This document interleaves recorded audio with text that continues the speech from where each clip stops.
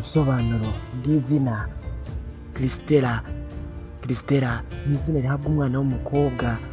Christella ni izina rifite inkomoko mu Kilatini ndetse no mu Kigereki, riva ku ijambo Christos risobanura uwasizwe amavuta. Gusa ariko rino zina Christella risobanura umugore ukiri mutoya wakurikiye Yesu, cyangwa se uwatowe agahabwa umugisha na Kristo. Imwe mu mico n'imigirire ikunze kuranga umuntu witwa Christella. Christella ni umuntu uba wiyemeza cyane. Christella ni umuntu uba ushabutse kandi utajya upfa gucika intege. Christella ni umuntu uba wita cyane ku nshingano ze. Christella ni umuntu uba wubaha, akagira urukundo kandi akagira n'impuhwe. Christella ni wa muntu uba ugira umutima mwiza kandi ukunda kwisanzuranaho n'abantu bose.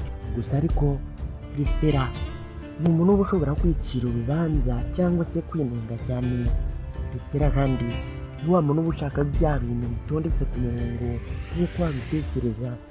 Christella ni umuntu ukorwaho cyane n'amarangamutima yose. Christella ni wa muntu ushobora kugira umujinya ku buryo ashobora gufata umwanzuro ugira ingaruka nyinshi. Rino zina Christella ni izina ryakunze gukoreshwa cyane mu bihugu nk'u Rwanda, Repubulika Iharanira Demokarasi ya Kongo ndetse no mu gihugu cya Cameroon. Bamwe mu bantu bamenyekanye cyane kuri rino zina Christella ni Christella Osozua.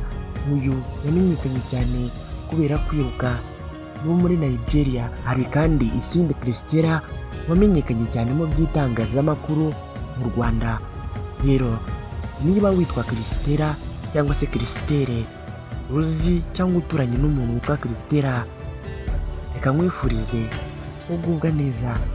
Reka nkubwire ko gukora subscribe hano ari ikintu cy'ingenzi kuri twe. Naho jye nitwa AIMABLE Nyongira, munyemerere duhure ubutaha.